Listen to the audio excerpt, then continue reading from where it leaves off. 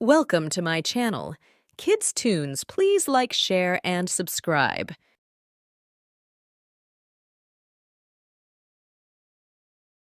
Lockdown से पहले गीता के घर का नजारा कुछ ऐसा था कि रोहन ऑफिस जाता था और शिवन स्कूल।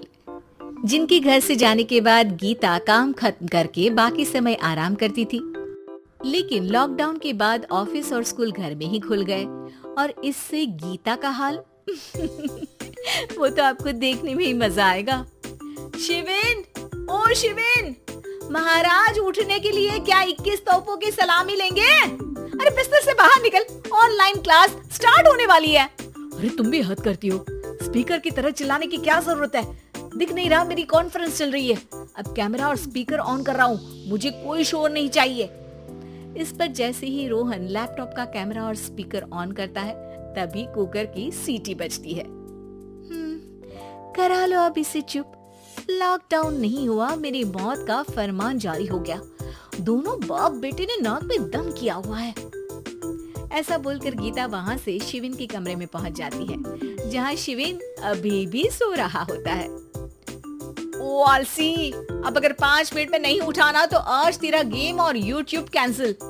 माँ की बात सुनकर शिविन बिना 1 मिनट गंवाए उठ खड़ा होता है। उठ गया, अभी नहाकर भी आता हूँ।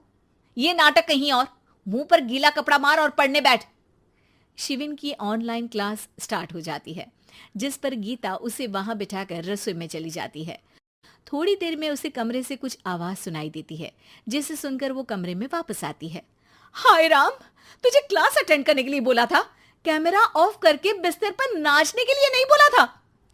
मम्मी मुझे कुछ समझ नहीं आ रहा, आप बाद में पढ़ा देना ना, वैसे भी अटेंडेंस तो लगी गई है। हाँ बेटा, जरूर बन जा, तू अभी से हम सबका बाप बन जा।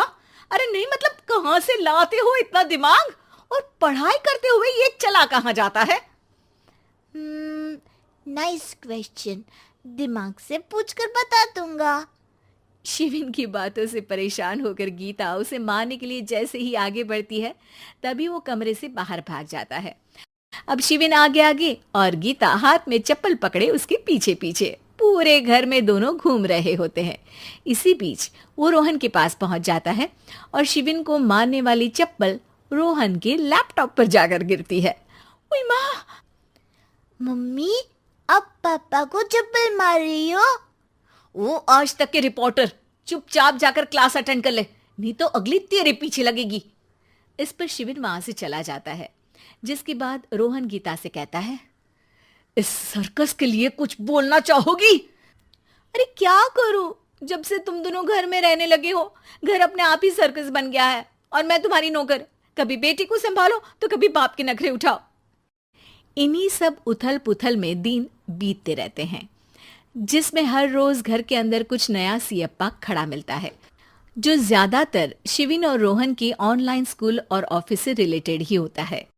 एक सुबह, शिविन चल उठ, आज की क्लास जल्दी है। कैमरा ऑफ करके आप अटेंड कर लो। अरे ऐसे छित्तर पड़ेंगे, दादी नानी सब एक साथ याद आ जाएंगी। गीता की लाख मशक्कतों के बाद क्लास तो खत्म हो जाती है, लेकिन उसके बाद शिविन फोन इस्तेमाल करते हुए इंस्टाग्राम रील बनाने लगता है। रसोड़े में कौन था? तुम थी, मैं थी, कौन था? हाँ, मैं गरीब हूँ। अरे ओ गरीब के बेटे, आजा, मैं बनाती हूँ तुझे गरीब। मैं बताती हूँ रसोड़े में कौन था। पढ़ाई करने बोलो तो इनकी माँ मर जाती है, और ये पागलपंतियां जितनी मर्जी करा लो। गीता शिविन को डांट रही होती है, तभी रोहन बीच में बोल पड़ता है। अरे बच्चा ही तो है, इतना गुस्सा क्यों कर रही हो? बेटे का साथ देने की इसी एक कोशिश में अब शिविन के साथ साथ रोहन भी गीता के गुस्से की सूली पर चढ़ जाता है। अगर बेटे पर इतना ही प्यार आ रहा है तो इसे क्लास अटेंड क्यों नहीं कराते, इसका होमवर्क क्यों नहीं कराते? उस समय तो बहुत जल्दी मीटिंग आ जाती है, वो काम मैं करूं और यहाँ इस बेफिजुली की चीज में तरफदारी करके बन जाओ महान। हे भगवान, कोई तो इनके ऑफिस और स्कूल खुलवाओ, मैं इन्हें और घर में नहीं सह सकती। अरे कुछ और मांग लेती, क्योंकि तुम्हारी ये विश इस साल तो पूरी होने से रही, कोरोना। हाय नास बेटे ने जिंदगी ही बर्बाद कर दी, खाए कोई पचाए कोई, कल मुझे चुन चुन कर सबको मेरी बद्दुआ लगेगी। उन्होंने दुनिया का और इन बाप बेटे दोनों ने मेरा जीना मुश्किल कर दिया। गीता वहां से चली जाती है, जिसके बाद रोहन शिविन से कहता है, अरे तुम्हारी मम्मी इतनी भड़की हुई क्यों है?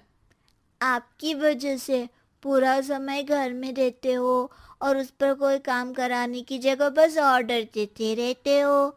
अच्छा बेटे, सारा इल्जाम मुझ पर? पूरा दिन तो वो तुम पर ही चिल्लाती है। हाँ, मतलब दोनों का 50-50 है, कुछ करना पड़ेगा। वो कहते ना, make the best out of worst. I have an idea. वैसे तुम्हारी माँ सही कहती है, बहुत जुबान चलाने लगे हो, कम बोला करो।